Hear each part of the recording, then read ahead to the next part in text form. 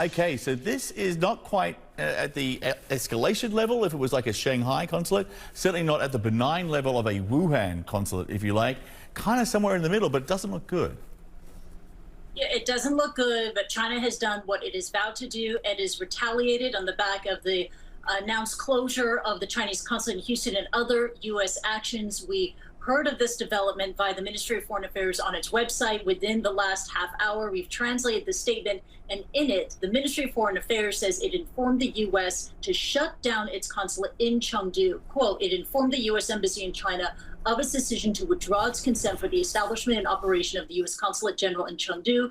The ministry also made specific requirements in the seizing of all operations and events by the Consulate General. Now, John, this was, of course, expected. On Wednesday, Beijing said that it would retaliate on the back of the forced closure of its consulate in Houston, Texas. State media for days now have been pointing to the possible closure of an American consulate in China. Overnight, we heard via tweet from the editor-in-chief of the Global Times, Hu Xijing, this is a nationalist newspaper in China, saying that he had information that an announcement would happen today that a U.S. consulate in China would be asked to close, and we have found out indeed it is the one in Chengdu. There was even that report from the South China Morning Post that said that China may close the consulate in Chengdu because of its strategic value and because of its proximity to Tibet.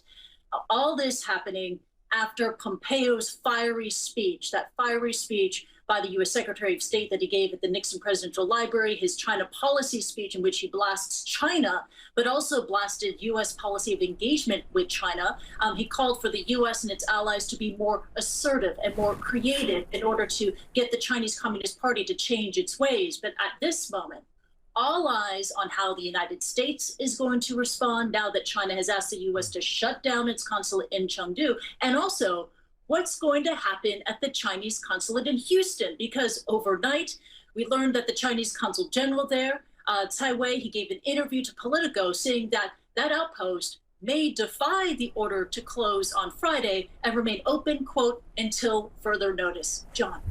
Okay, there's a lot to unpack here. We don't have a lot of time, but very quickly. So let's go to, let's listen to Pompeo. He was speaking at the Nixon Library almost 50 years since Nixon went to China, the first US president. Basically, he told Beijing the good old days are over. Let's listen to this. Here he is. Look, we have to admit a hard truth. We must admit a hard truth that should guide us in the years and decades to come. That if we want to have a free 21st century and not the Chinese century of which Xi Jinping dreams, the old paradigm of blind engagement with China simply won't get it done. We must not continue it, and we must not return to it.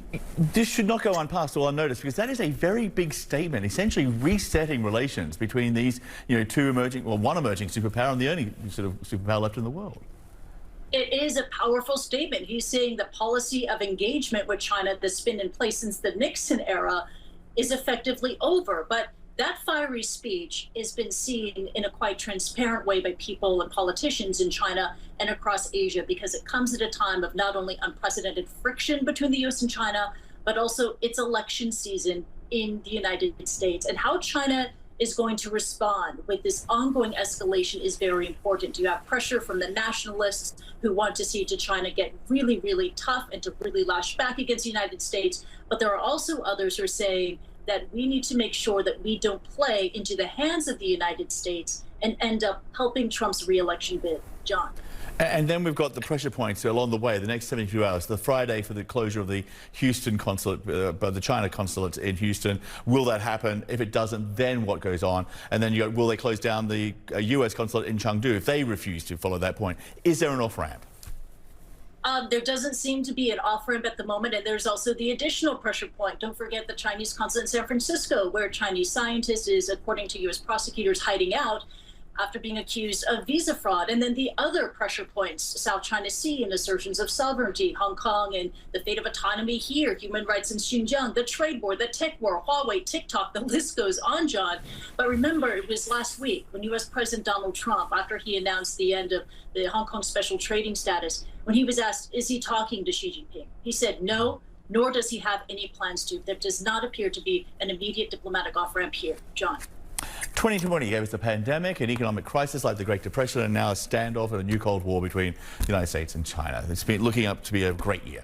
Kristie, thank you. Kristie Lu Stout in Hong Kong.